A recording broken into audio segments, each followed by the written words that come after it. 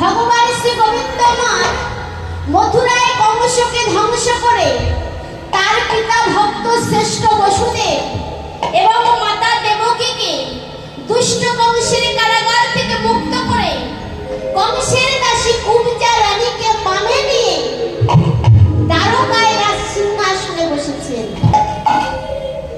এইভাবে শত বৎসর রাজত্ব করছেন।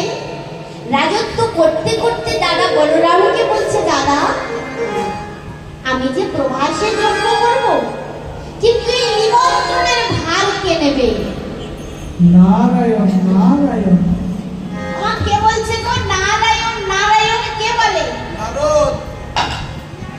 নারদ। যার কথার হয় না রোগ, সেই হলো নারদ। সেই নারদ করে এসে হাজির হলেন, বলছে প্রভু আপনার এই নিমন্ত্রণের ভার আমি নিলাম।